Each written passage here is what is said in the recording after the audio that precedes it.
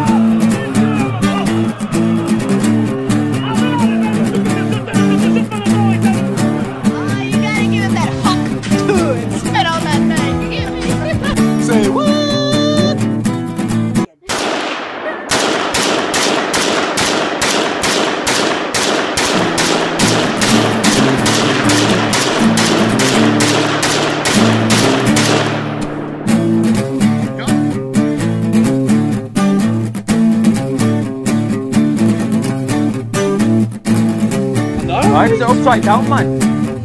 How can I focus on upside down, you stupid?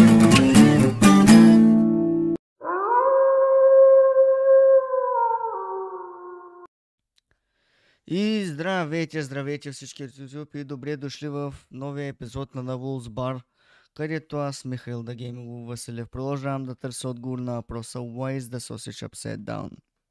И да, ако звуча кранки, това е понеже за мен е 9 без 10 сутринта и очаквам да направя няколко сделки и докато го чакам по сделки разберете неща на търг, чакам просто данни за доставка. Но примерно с това реших да запиша този епизод, който ще излезе утре, за мен е четвъртък.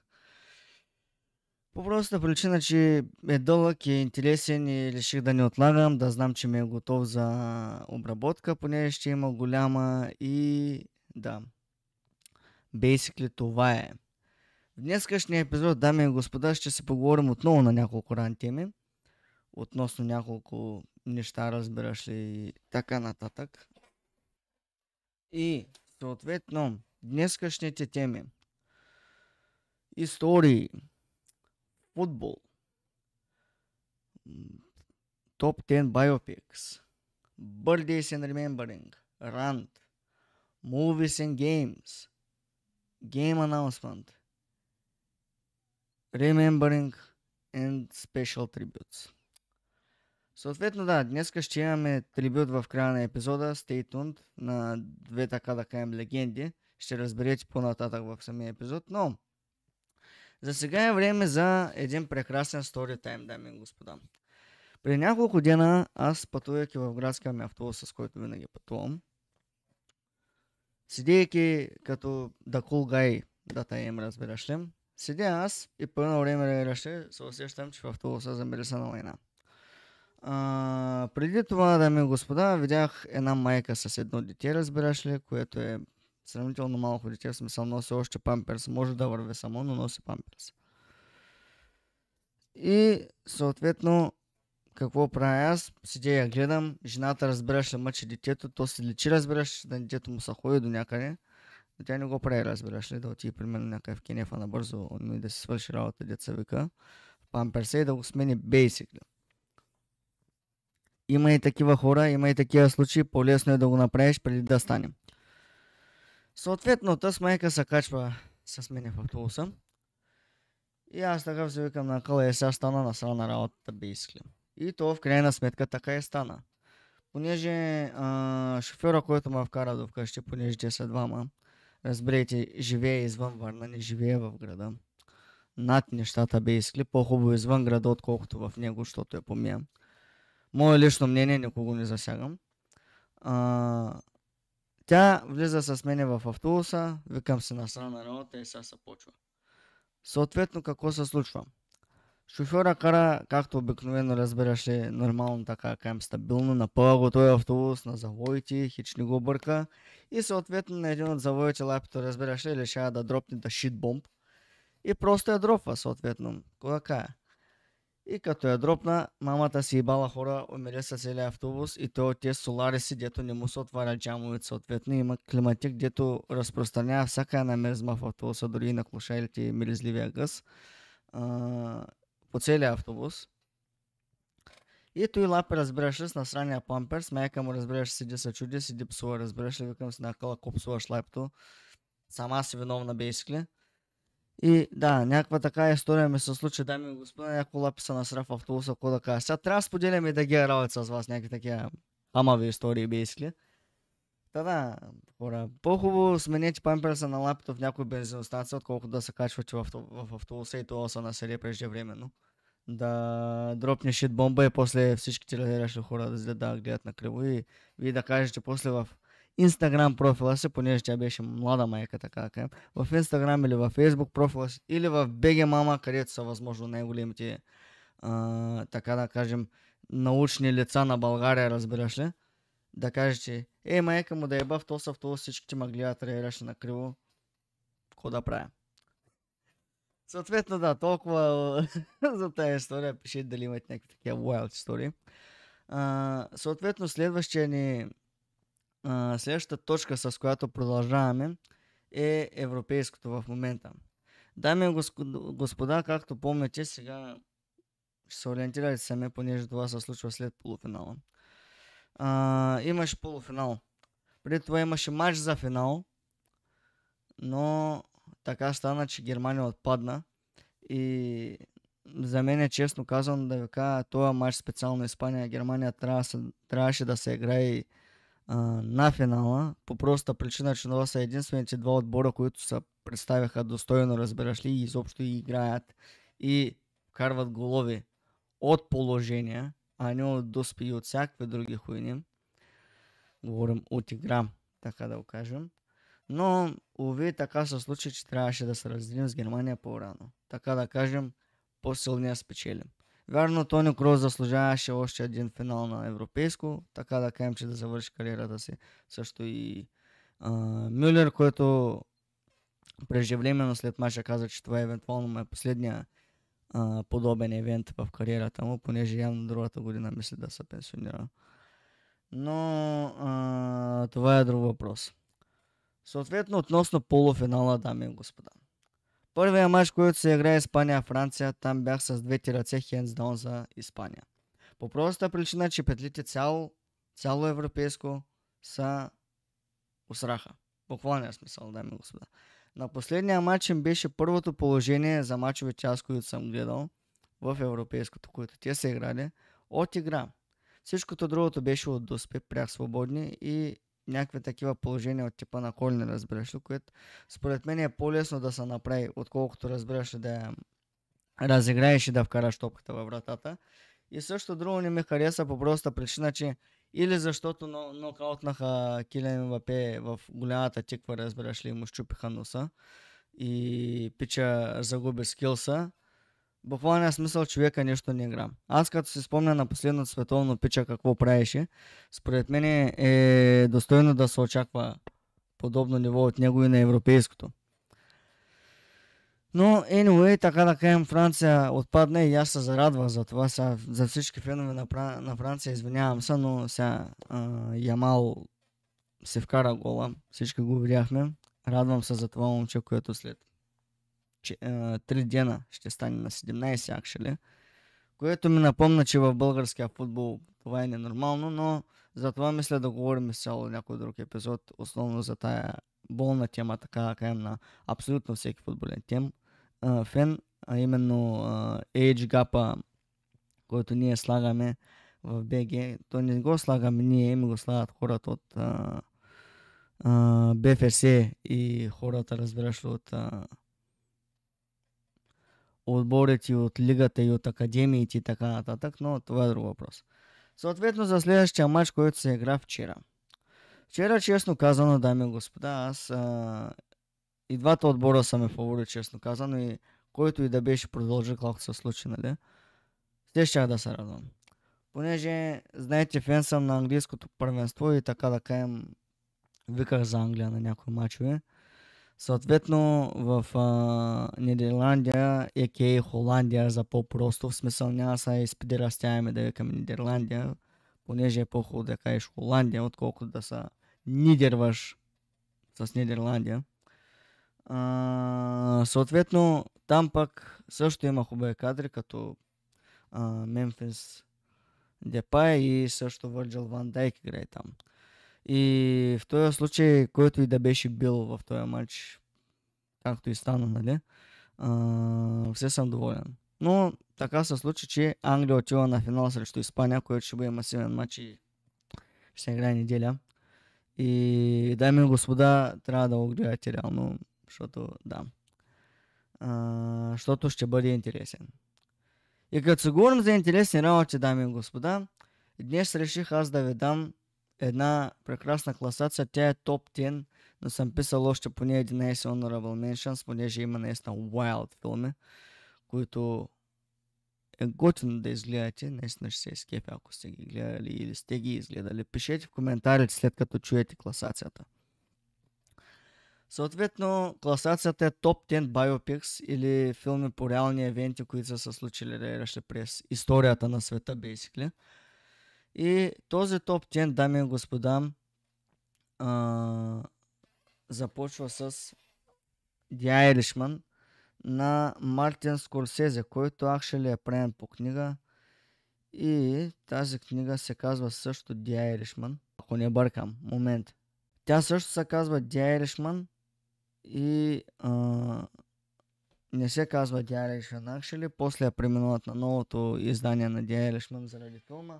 Но всъщност книгата се казва I Heard You Paint Houses. Съответно филмът е изключително дълъг и изключително интересен. И дами и господа, състава там вътре е легендарен, понеже имаме според мен тримата от най-големите италиански артисти, а именно Робърт Де Ниро, Ал Пачино и Джо Пеши в един филм, играейки мафиоти, което е прекрасно според мен. Но също така ви препоръчваме книгата, написана от Чарлз Бранд. Съответно, да, препоръчваме го този филм, понеже наистина е готин. И честно за мен ми озаглавява класацията така. Просто причина, че и книгата съм препрочитал няколко пъти и филма съм преглеждал няколко пъти. Съответно, втория филм в тази класация е Wolf of Wall Street. Както помните, и в миналия епизод стана на въпрос за него заради Маргот Роби, която се снима там. Този филм, дами и господа, наистина го препоръчвам с две ръце по проста причина, че много неща могат да се научат от него, въпреки че някои хора казват, че се възхваляват престъпниците в повечето подобни филми.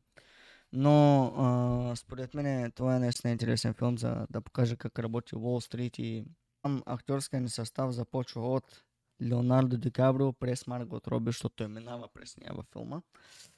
И също Джона Хил, също Матю Макконахи, Кристин Мелоти и Джон Бърнтол, който е The Punisher. И също Кайл Чандлър, що не е. Съответно препоръчвам го филма, понеже там се разправя историята на Джордан Белфорд, именно един от, така да кажем, най-известните хора на Уолл Стрит, който е решил да потопи Уолл Стрит, basically. Няма да спойлвам, просто го гледайте филма. Историята е прекрасна, Лео Ди Каприо там вътре също е прекрасен. Съответно така преминаваме към Pain and Gain. Дами и господа, ако ви трябва филм, който да ви накара да отидете в фитнеса или просто окъщи да си придащите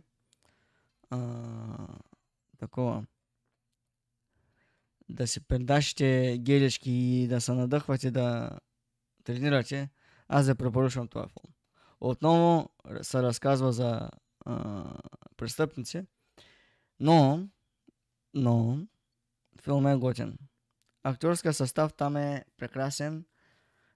Марк Уолбърг, Дуейн Джонсън и Антони Маки влизат в ролите в филма, трети главни роли. Също заглавието на филма е от прекрасния израз Relish No Pain No Gain, съответно.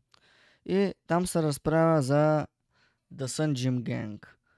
Съответно Марк Уолбърг го играе екс-кон Даниел Луго и няма да ви казвам точно с какво се занимава, изгледайте филма съответно. Пак препоръчвам го, Марк Уолбърг е абсолютен в този филм и пак ако ви трябва нещо да надъха да отидете в фитнес или просто да тренирате, това е филма.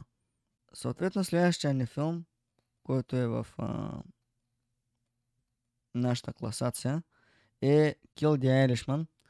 Да, втори филм за The Irishman, но не за Франк Ширан. В този филм се разправя за Дани Грин, който е наистина див ирландец. И актьорския състав в този филм е наистина масивен, така кажем, защото се снима Рей Стивенсън, който наскоро почина, Бог да го прости.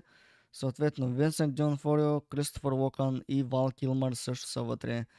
Това е биографичен филм за Дани Грини и е базиран на книгата To Kill the Irishman, The War That Crippled the Mafia от Рик Порело.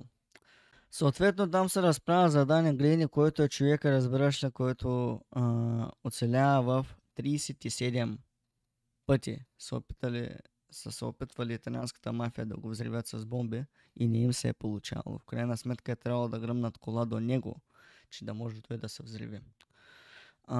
Филмът е изключителен. Рей Стивенсън е изключителен в този филм и наистина го препоръчвам hands down с двете ръце.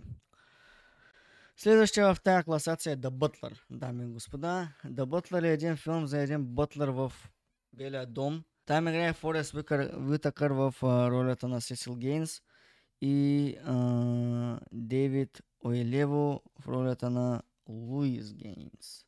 И, дами и господа, този филм го препоръчвам по простата причина, че той е същия човек, реално е съществувал и е бил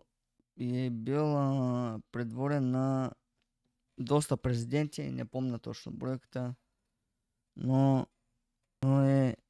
филмът е интересен, като там, както казах, се снимат Форест Уитакър, съответно Опра Уинфри, Джон Кюсак, Куба Гудинг Джуниор, Теренс Ховард, Лени Кравец,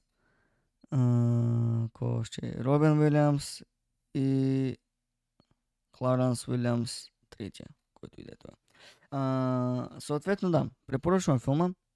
Готин е, интересен е и най-вече така каем поучителен е. Много неща могат да се научат от този филм. Вярно, нали, разказва се за американската политика, но това е друг въпрос. Следващия филм в тази класация е Форд срещу Ферари, дами и господа, където се разказва за Шелби и компания, които правят нещо възхитително, а именно първия Форд, който участва на Ле Манс. Съответно там се снимат Мат Деймън и Кристиан Бейл, който прави филма изключителен. Със сигурност сте го гледали, той е сравнително нов филм, така че да, препоръчвам с дерват си, изключително интересен филм, изключително интересна история за всички фенове на автомобилния спорт, така кажем. Следващия филм в тази класация, понеже малко трябва да се ускорим, е Braveheart с Мел Гибсън. Съответно той е и режисьора, и играе главната роля. Дами и господа, ако не сте гледали този филм, отново с две ръце го препоръчвам. Разправя се за сър Уилям Уолъс от Скотланд, който прави и бахти големия брейк в историята, така да кажем. Друго няма да спъвам, гледайте го, интересен е. Следващия филм е Man of Honor, в който се снимат Куба Гудинг Джуниор и Робърт Де Ниро, също така и Шарлиз Терон. Във филма се разправя за един водолаз, който така, да кажем, се ранява и Робърт Де Ниро е неговия бивш треньор, който разбираш ли прави всичко възможно, за да може той, въпреки неговите наранявания, да продължи да се занимава с това, което се занимава.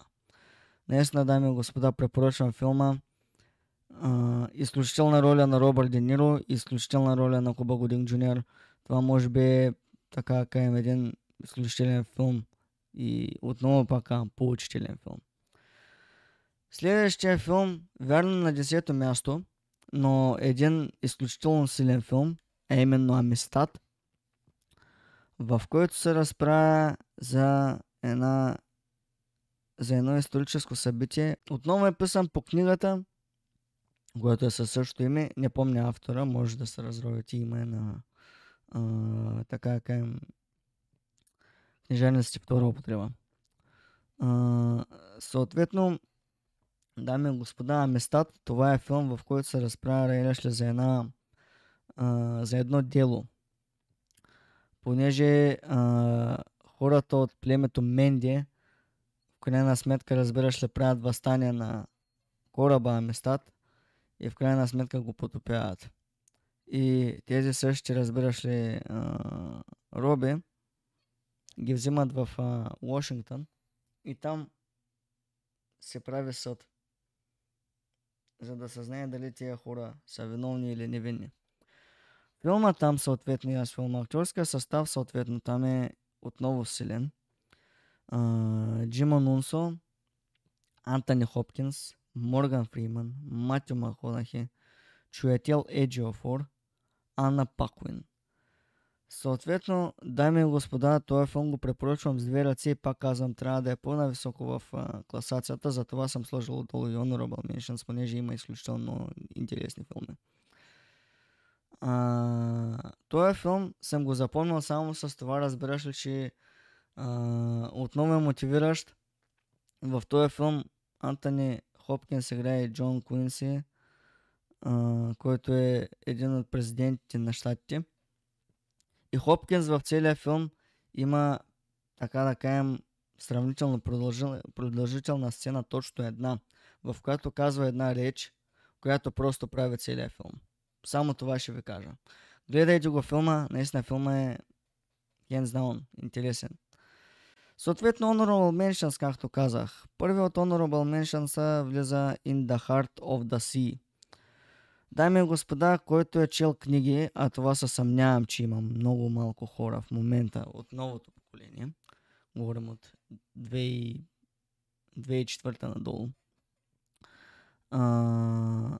2004 нагоре по-скоро. Съответно, да, този филм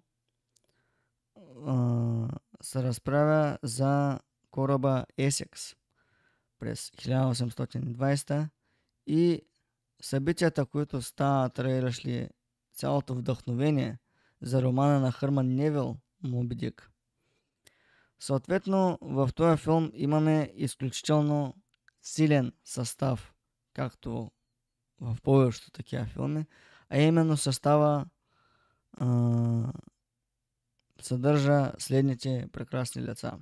Крис Хемсворт, а.к.а. Тор, Бенджамин Уокър, а.к.а. не знам къде се е снимал, но е прекрасен актьор, Килиан Мърфи, а.к.а. Томас Шелби, Том Холанд, Спайдермен, Бен Уишоу и Брендан Глисън, който е възможно най-любимият ми ирландски актьор, по принцип. Съответно, да, In the Heart of the Sea, дами и господа, препоръчвам го hands down за хората, които са чели Моби Дик. Наистина този филм ще ви хареса, понеже е базиран на историята, която вдъхновява изцяло романа и се разправя точно за това как Хърман Невил отива и пише цялата история за Есекс и след това пише романа. Съответно, дами и господа, наистина, не го изпускайте и изгледайте го. Съответно, следващия филм, който е в Honorable Mentions, е The Last Samurai, дами и господа, с Том Круз и Кен Уатанабе и също Хироки Санада. Дами и господа, този филм е изключителен. Отново е базиран на реални евенти, които са се случили. Разправя се за един американски капитан, който отива в Япония, за да потуши възстанията на самураите относно новото правителство, което се случва в Япония. Няма да спойлвам, понеже филмът е изключително интересен и учене е изключително много също. изгледайте го просто. Който не го е гледал, днес не изпускате много, дами и господа. Съответно, следващия филм в Honorable Mentions е един филм, който наскоро изгледах actually, в който са в който се разказва за Били Бин. А именно е биографичен филм за Били Бин в един негов период, в който той променя изцяло, разбираше, погледа над бейсбола. И просто филмът е изключително интересен. Той се разправя изцяло за Били Бин и за Питър Бран, който е анализатор. Те събират отбор от хора, които, така да кажем, тогавашните скаути просто не вярват в тях, понеже те гледат по така различен начин на тях, като ги анализират. Съответно, те гледат по новата представа, именно с това, разбираш, да анализират по статистика. И така събират отбор с ефтини футболисти, които просто къртимивки бейскли. Дами и господа, наистина го препоръчвам. Също препоръчвам и книгата, на която е базиран филма, а именно Moneyball, The Art of Winning an Unfair Game от Майкъл Луис. Другия филм, който е в тая класация, е Greyhound. Той е филм за Втората световна и наистина също го препоръчвам, който също е базиран на книга, а именно The Good Shepherd от C.S. Forester. Няма да разказвам точно какво се случва, поне няма да ви е интересно. Съответно, в главната роля играе Авера Том Ханкс, който няма слаб филм по принцип. Следващия филм, който препоръчвам в нашата топ 10 класация е Goodfellas. Goodfellas, дами и господа, един изключителен филм, който не го е гледал, пак препоръчвам. Понеже там имаме изключителен каст. Филм е режисиран от Мартин Скорсезе, един от любимите ми режисьори. Филма отново съдържа изключителен акторски състав, в който се събират Робърт Де Ниро, Рей Лиота, Джо Пеши, Лорен Брако и Пол Сорвино. Филма следва, разбираш ли, въздигането и падението на Хенри Хил и неговите приятели и семейство от 1955 до 1980. Препоръчвам го с две ръце, понеже филма има изключителен акторски състав и е изключително интересен. Също се снима Франк Винсент, който го знае. А също и Рей Лиота, който всеки го знае от къде, а именно от Дитя Вайсите. Другия филм, който е на нашия радар днес, е A Bronx Tale. Дами и господа, този филм също е изключителен, понеже вътре се снимат отново изключително много хора. Интересни хора. Там се разправя за едно момче, което, така да кажем, реально ще започва да се занимава с мафията. И филмът е изключително интересен, дами и господа, понеже, препоръчвам да го гледате. Там се снимат Робърт Де Ниро, Чарлз Палментери, който за мен е една от, така кажем, най-силната му роля някога, която е правил. Също Франсис Капра, Лило Бранкато, Катрин Нардучи, Алфред Сашуи, Джо Пеши, Джозеф Дионфорио и много други известни италиански имена, които участват в този филм. Филма е отново интересен и е, между другото, режисиран от Робърт Де Ниро, който се снима и режисира филма. Следващия ни филм, който попада под нашия радар днес, е Bands of New York, който Хенс Даун е един от, така кажем, най-силните филми някога правени от Мартин Скорсезе. Вътре се снимат Даниел Дей Луис, който това е възможно най-силната му роля след тая в Линкълн, Леонардо Ди Каприо, Камерон Диас, Лиам Нилсън, Хенри Томас, Джим Бродвейт, Брендан Глисън, Джон Райли, Стивън Греъм, Дейвид Хемингс и много други. Също и Роджер Аштън се снима там. Дами и господа, препоръчвам този филм, понеже също е исторически, разправя се реално за бандите на Нью Йорк, а именно за ирландците основно. Който е фен на Ирландия, препоръчвам с две ръце този филм.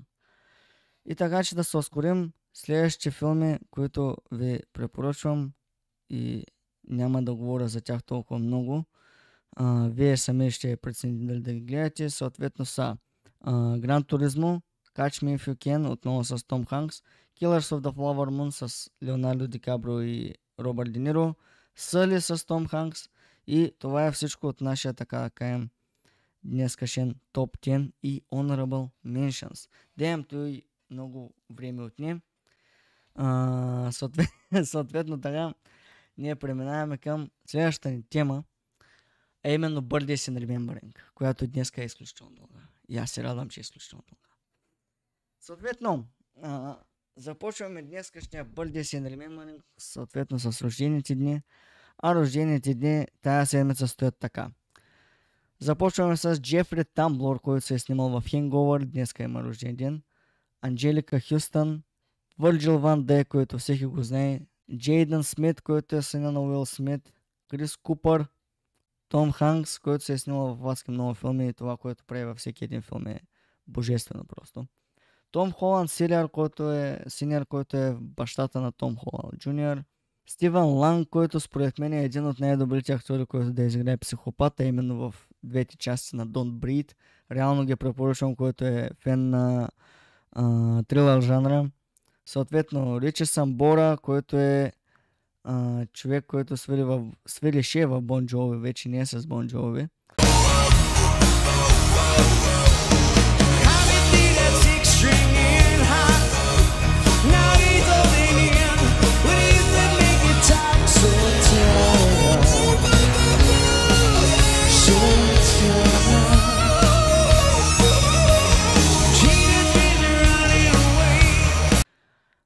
Джон Петручи, който е вокала на Dream Theater или гитара.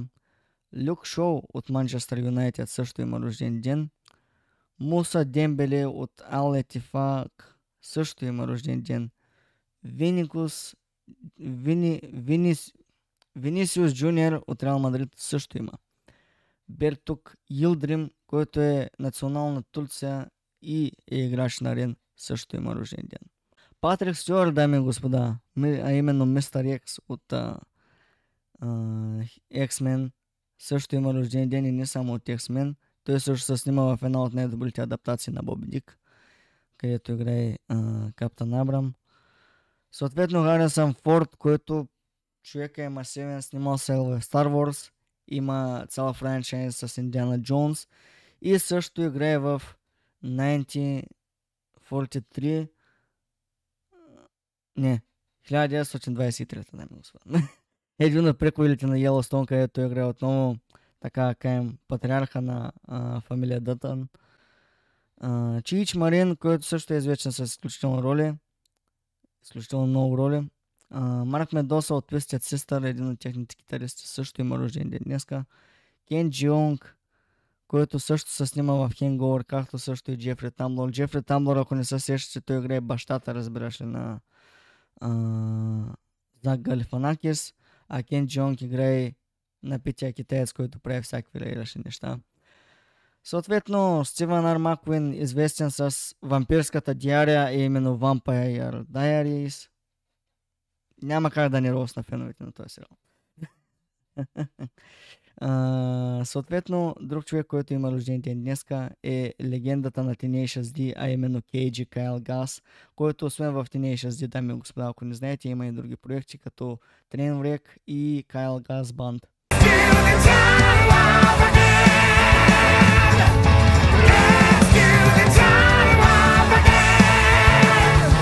Well, I was walking down the street just to have on a thing when a snake of a guy gave me an evil wing.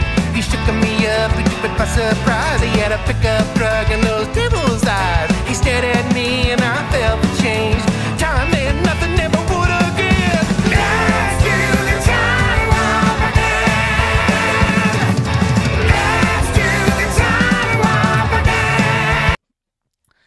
също има рожден ден, изключителна легенда, уважаваме го и всички го обичаме. Съответно, Конър Макгрегор, Авера Кони и той има рожден ден. Дан Рейнолдс, вокала на Imagine Dragons, той също има рожден ден и така приключваме с Бърдейса. Съответно, относно ремембъринга, днес е огромен. Тая седмица си спомняме за Бон Скот от AC/DC, втория вокалист на AC/DC всъщност, Майбат. Човека, легендата, написал изключително много легендарни песни. Ще чуем някой от тях сега и ще чуем някой от тях на трибюта, който ще бъде в края на този епизод. Съответно, O.J. Simpsons, един пич известен с едно съдебно дело и един пич известен с The Naked Gun. Аз лично го познавам оттам. Играе изключителна роля. Това е изключителна комедия с Лесли Нилсън в главната роля. Също почитаме друга легенда, именно Рони Джеймс Дио, дами и господа. Просто за него ще кажа hands down един също от най-големите вокали. И тук да вмъкна, който не е ходил на тая прекрасна статуя, сега ще публикувам снимка. Моля, отидете, намира се в каварна. Има негова статия, понеже Дио е идвал в България, именно в каварна на фестивала там. И който не е ходил, наистина препоръчвам да отиде, прекрасно място да отдаде почет. Също там покрай Рони Джеймс Дио има и статуя на една легенда на българския рок, а именно Георги Минчев. Също се надявам да отидете, да видите в каварна. Така да кажем, мисля, че е една от единствените статуи на Дио в света. Ако не се бъркам, може да не е единствената, но е една от малкото статуи в света, които има, и тя е в България, а именно в каварна. За хората от Варна им е изключително близо да отидат там и реално hands down препоръчвам да отидете.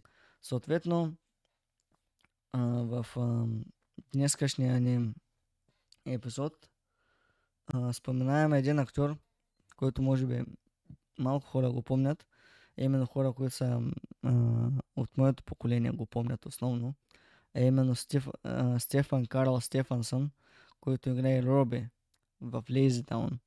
Една легенда, която така каем се запомни в нашия childhood и реално бях потресен, когато той почина.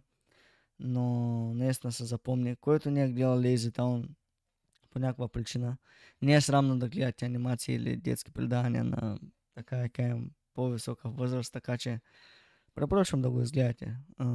Карл Стефансън там е прекрасен просто. И завършваме тази секция с Робърт Форстър, който се снима в Джаки Браун, играе един детектив там, също изключителен актьор, има изключително много роли и днеска си спомняме и за него. Така кажем да почуят в мир всички, днес на легенди. И така, дами и господа, ние преминаваме към любимата на всички ранд секция. А днес в тази ранд секция, дами и господа, имаме изключително много неща, за които да си говорим. Така же, дами и господа, ранд секцията.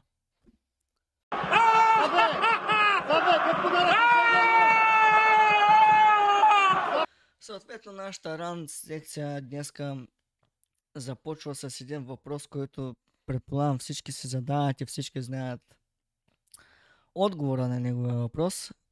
Сега ще видите една снимка и ще започнем да говорим по него, а именно въпроса: защо има толкова жертви на ПТП-та в България? По простата причина, дами и господа, че всеки, който вземе книжка Райра, ще се смята за изключителен шофьор, той е професионален състезател, той може да кара 350-450 коня кола, без да го бърка, разбираш ли. Пиче има книжка, тя кара колата. Съответно, стават и от ето е този индивид, смисъл, ето е тези индивиди, които виждате на снимката, а именно хора, които просто дават книжки за 50-150 хиляди лева, продават буквалния смисъл и дават книжка на, така да кажем, деца, млади момчета и така да кажем, basically, следващи донори в буквалния смисъл. Сега, грубо е да го кажа, но наистина следващи донори, разбираш ли, на пътя. И повече случаи хората, които се правят така книжките, са или хора, които имат изключително много пари, или хора, които просто искат книжка директно. И в крайна сметка тези, които имат пари, разбираш ли, им се купува един Мерцедес или нещо по-мощно. Даже съм виждал да купуват Porsche Cayenne, разбираш ли, на човек, който ти първа взима книжка, и Toyota Supra също. Даже за Toyota Supra човека лично го познавам, разбираш ли, просто, нали, съм учуден как може на лапе за първа кола да дадеш Toyota Supra, който те първа се очи, разбираш ли. Да не говорим, че той е спешъл случай, понеже човека има проблеми с психическото здраве и реално не може да си изкара книжка, но беше прикрит, разбираш ли, от личния си лекар, нали, че да вземе тая книжка. Съответно, на резултатите от медицинския преглед пише, че той няма психически отклонения. Той се взе книжката, купиха му Toyota Supra и той просто замени следващия донор на пътя. Няма да казвам имена в този случай, защото се засягат, нали, хора от близкото ми окръжение, но само ще ви кажа, че в България явно така стават нещата и това не е нормално. И после се чудя защо хората изобщо го задават този въпрос, защо има толкова жертви на ПТП-та. Първо, пътищата ни не са като пътища, второ, системата ни за шофьорските курсове не е нормална, в буквалния смисъл. И това не се следи, да се купуват книжки редовно и, нали, да се взимат коли с високи коне, така да кажем, на хора, които абсолютно не са готови за пътя, понеже шофьорският ти курс ли трае месец и половина макс, даже и по-малко. Относно тая тема, това, дами и господа, може да се говори на нея изключително много. Пишете вие вашето мнение в коментарите. Съответно, следващата ни ран тема е именно въпроса ми. Какво ще правим с това?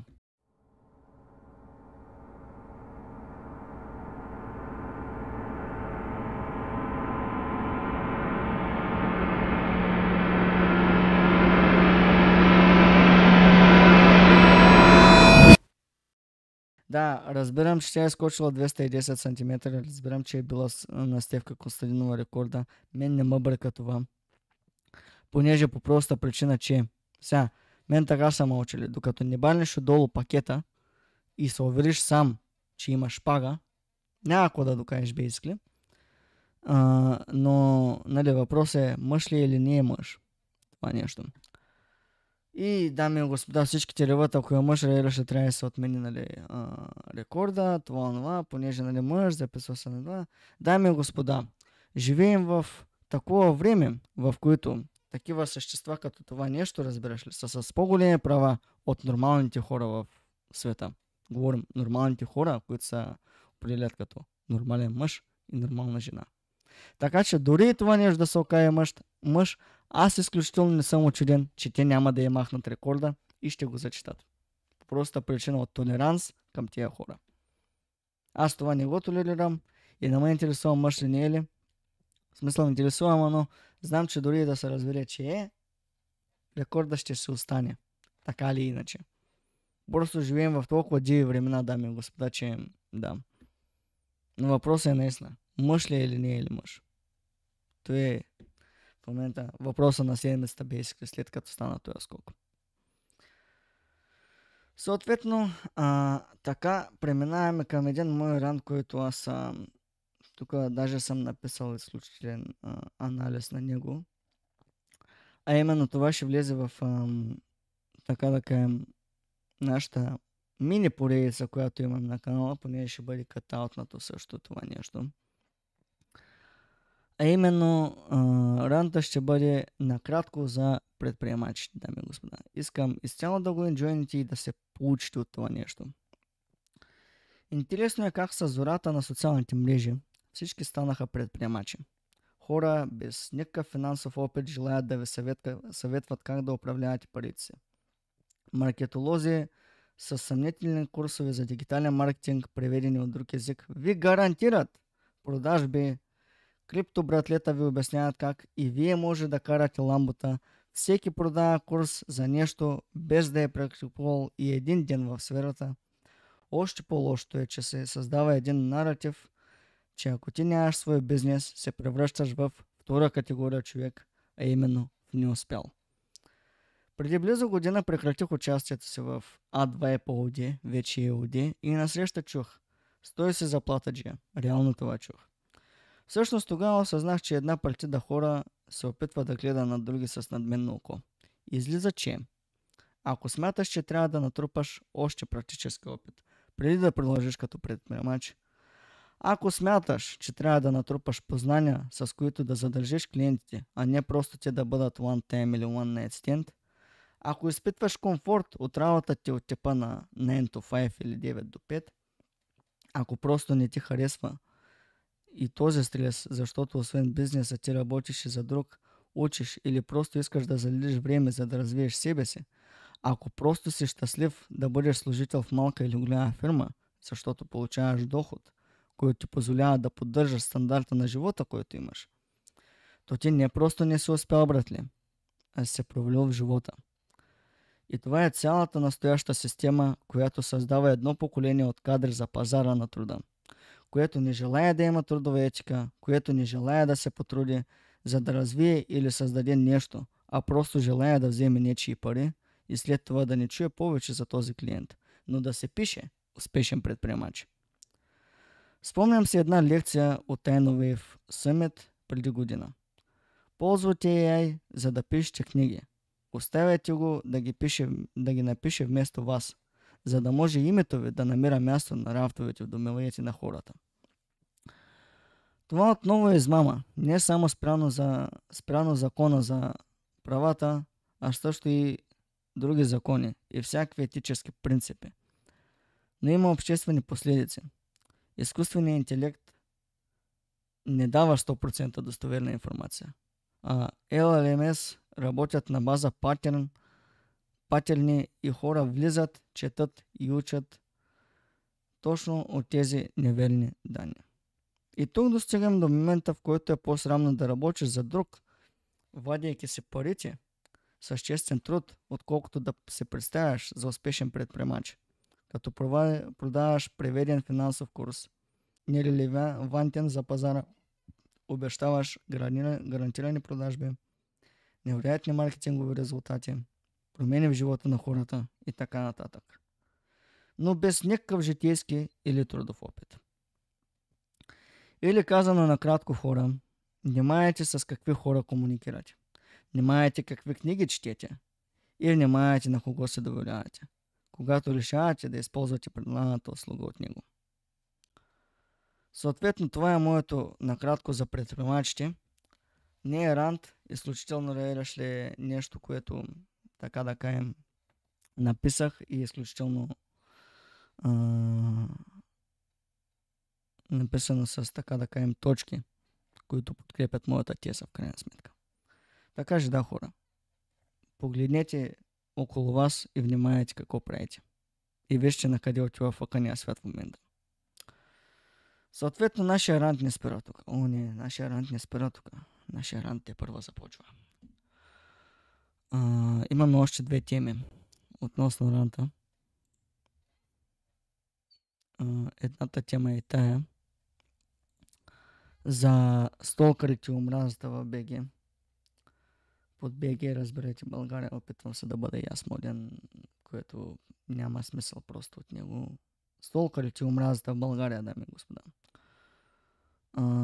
Съответно, относно нея, аз съм го забелязал това отдавна, че витае при нас, ли? И просто седя и гледам как, атакуваме младите хора, младото поколение. Те не знам си какво, те това, те онова, те не са мързеливи, те той, те онои. Те, разбираш ли, правят всичко възможно да променят главите на децата, така и нататък. И изведнъж излиза ето е тая коза, буквалния смисъл на име Колева Legend. Да, това е скриншот от профил на Изабел. Да, скриншот него по проста причина, че ми трябваше за ранта. И да, няма и беше и каже името. Съответно, да. Идва, ето е този пост, ето е този коментар, разбираш ли. И както Изабел пише съответно, тя следи и коментира профилите на млади момичета, което basically е харасмент и какво ли още не. В България това не са следи basically. защото, нали, в БГ харасмент кой ще съди. Малко, нали, рядкости. Но, пак опираме до това. Баба ти Колева Legend разбираш ли, примерно. Ще кажеш, те младите това, те младите онова, те са вулгарни, те пускат телата си, те това, те онова, нали. И съответно всичките други бабушкери, разбираш, ще тръгнат след нея, защото, нали, тя е права, тя така, тя онова. Но реално не е така, дами и господа. По проста причина, че това не е нормално за мен. Защото, нали, младите сме така, обаче в същото време така, каем по-старото, по-зрялото поколение, което трябва да бъде, разбираш, както е тая майка с деца, не виждат те какво правят. Буквално смисъл. Те просто не виждат какво правят. Те просто има на моменти, дето аз се изумявам. Оня ден, дами и господа, понеже съм сега да споделя, нали, за това, че, нали, има някои хора, дето се мислят за охово, пак всъщност не са. Оня ден, дами и господа, ми попадна коментар от един индивид. Не знам дали съм си го запазил на снимков материал. Не помня. Мисля, че не съм. Както и да е. Сега ще го изкопая и ще прибавя снимката. Но, докато го изкопая, ще си говорим, така да кажем. Съответно, става въпрос за контролата, която ще се случва на 13 в 7:20 на Спартак, разбираш ли, с Дунав Русе. Както помните, отбора, даже го намерих вече, отбора излезе, нали, в първа лига, а именно в FBET лига, започна да играе и да, този сезон ще играе в първа лига. Колкото и на някои хора, разбираш ли, това да не им е удобно. Той ще играе в първа лига. И ми попада ето този коментар, дами и господа, който е на, аз не знам, на лумпелски в буквалния смисъл език от Били Бекайров. Айвера Били се опитва, разбираш, да пише да пуснат мача на живо.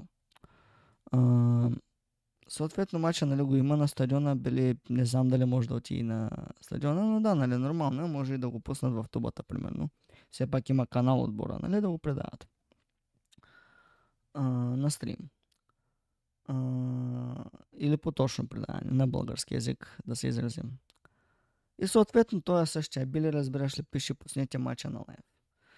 Авер Били, първо, преди да коментираме, нека се научим да пишем, дами и господа. В смисъл, нали, пуснете мача на лайв. Можеш да напишеш на живо, примерно, basically.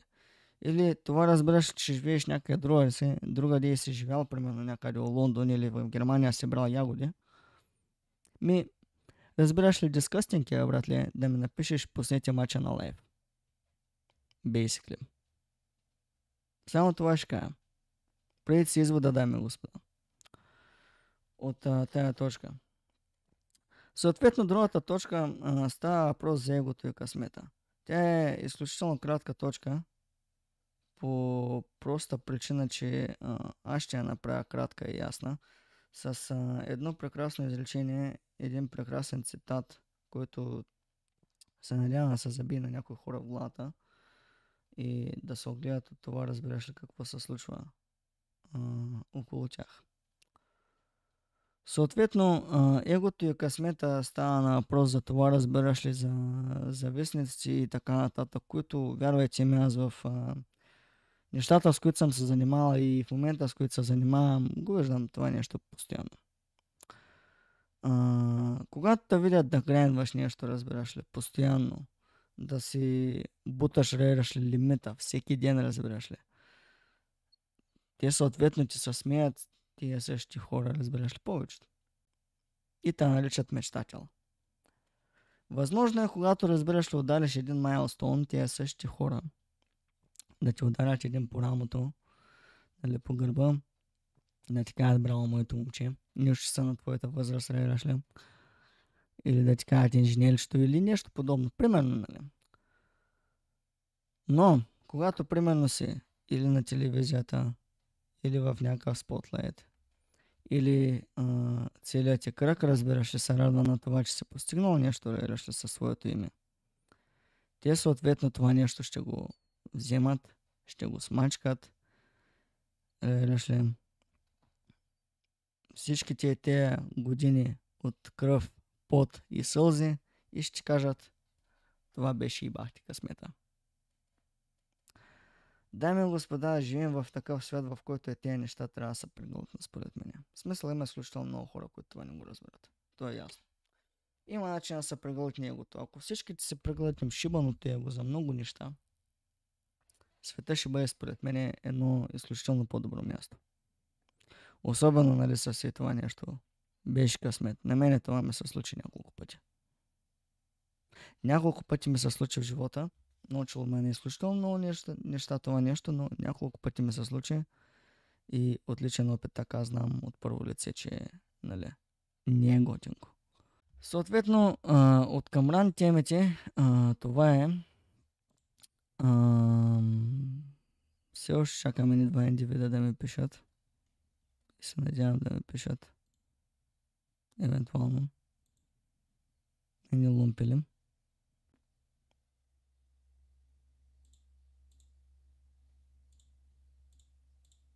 Да, не. Продължаваме нататък с Movies and Games. Съответно, дами и господа, започваме Movies and Games с една изключително фейворит поредица, именно Kingsman. Kingsman Universe, разбираш ли, франчайза е изключителен, има изключително актьори в него и е така като идея изключителен филм. Все още няма детайли, разбираш ли, относно този нов филм, който апарент ли ще излиза и ще бъде финалния за франчайза, именно The Kingsman The Blue Blood. Но всички казват, че Kingsman 4 ще бъде финалния филм, разбираш ли, и ще бъде финала на франчайза от така да кажем първата филмова поредица, тя е негова. Което се означава, че ще се работи и на втора, разбираш ли, съответно с спин-офи и така нататък. За мен това беше прекрасен анонс, когато го чух, понеже да, харесвам този тип филми и изобщо този франчайз, защото като излезе, нали, с прекрасния квот Manners Make It Men, който все още разбираш седи в мен и наистина филмите учат на много неща. Както е.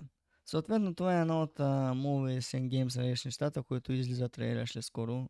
Нямаме дата, както казах и плот нямаме, но анонсирано е, че ще бъде финалния и имаме някакво име, евентуално, което ще се промени в бъдеще.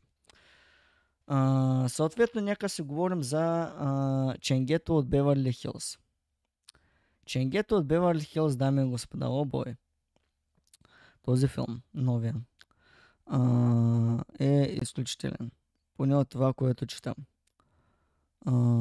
Също, дами и господа, имам така кажем мнение относно това.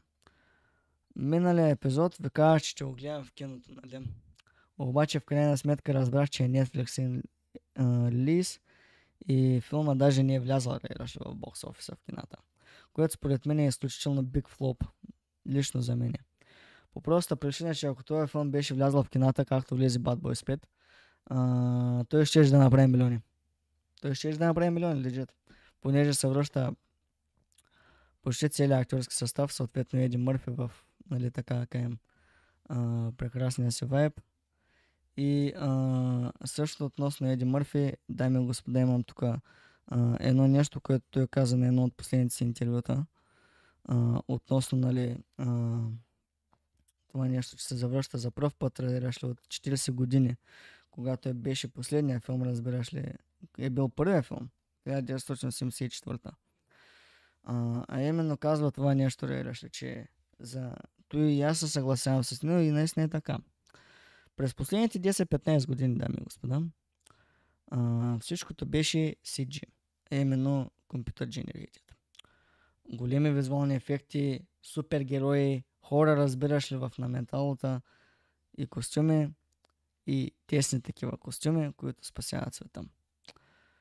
Съответно, наистина не трябваше да разбираш ли един филм, който да навърне на земята, така да кажем, където разбираш ли се ползва character driven stuff, разбираш ли и така нататък, което нали, прави Beverly Hills франчайза такъв какъвто е също и Little Weapon. Да, аз съм съгласен с него по проста причина, че наистина беше така за последните 10-15 години. И се надявам, че с това ще се върнат обратно пак към нали, това нещо да правят по-хубави филми. Нищо против нямам супергеройското кино, но идва малко в повече вече. Трябва да има и реални хора, разбираш, които спасяват света, както преди. Съответно, относно Beverly Hills Cop това, не съм го гледал още, дами и господа, понеже ще правя филмова вечер в къщи, ще видим кога. И тогава ще го гледам, но да. Също в тази наша точка днес попада един колаб за до година, actually, което според мен ще бие Барби Хаймер и мисля въобще да го забравяте, понеже имаме GTA Shrek. Да, чухте ма GTA Shrek. Apparently от Gaming Bible наскоро са разбрали, че и също Сейтън го публикува, така че на Сейтън му се вярва, че GTA 6 и Shrek 5 ще бъдат заради тях реалност на живота вече е по-ценен да се живи. Понеже и двата, и филма и играта са сетнати да излязат в 2025. Дали ще са в един и същи сезон, не знам, но ако излязат в един и същи сезон, това ще би просто Барби Хаймер от всякъде. От всякъде ще го би. Съответно, следващото нещо в филми и спекулации е именно финалния Conjuring Movie, който ще излезе на 5 септември 2025, вече имаме релиз дейт и още нямаме име, как ще се казва тая глава от Лорейн и Лоран историята. Който не го е гледал, препоръчвам, базирана наистина на реални Ghost Hunting events и демонически и такива работи. Наистина го препоръчвам. Съответно така преминаваме към Game Announcements също и един лек рантер с игрите. А именно следващата Resident Evil игра е анонсирана, разбираш ли, и ще бъде водена като директор от човека, който направи Resi 7. И това потвърждава, разбираш ли, че продължението на франчайза, разбираш ли, не са го килнали с седмицата, наистина ще продължава с поне още не играе и още няколко ремейка, basically. Така че хора, Capcom официално потвърждава, че е in development. Така че да, очакваме скоро релиз дейт евентуално или там до година или по Коледа ще им в кой прозорец, но надявам се да анонсират скоро. Другото нещо от към гейминг ще бъде моят в кавички рант за EAFC. Е именно проблема с Escape бутона, който в един от епизодите ми мисля на EAFC споменах. И да, наистина реч на тогава. EAFC има такъв проблем, че когато влезеш в някой матч, евентуално реалаш от PC, Escape button не бачка. Това нещо продължава с това, че прави работата на пауз менюто в играта невъзможно. Буквално смисъл, че оставаш без пауз меню. Escape-ът в началото не бачка, оставаш без пауз меню, брат. Затова, ако сте забелязали хората, които гледат FIFA проектата, при всеки един матч аз цъкам пауз менюто, за да знам, че работи.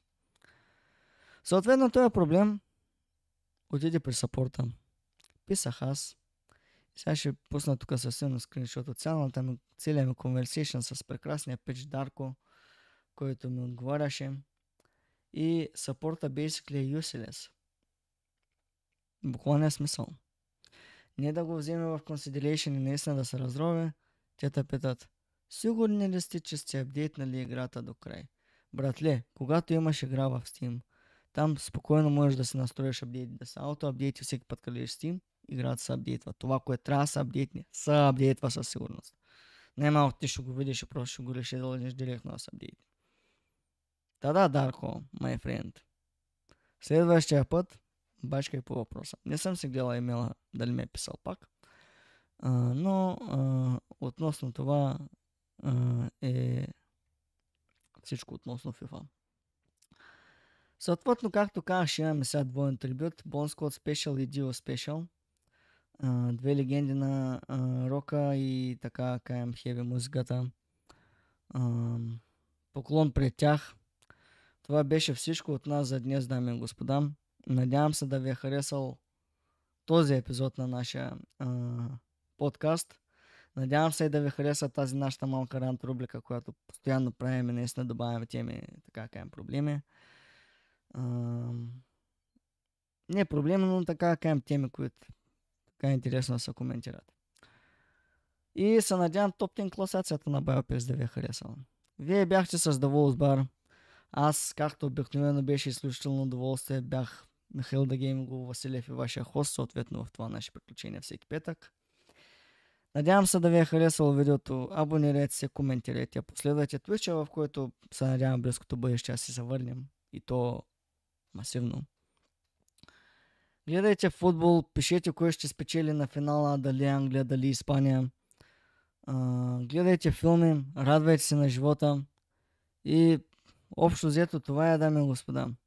Вие бяхте на The Game Channel, аз бях Мишката. И ви желая лека вечер и прекрасен уикенд. Довиждане и до следващата седмица.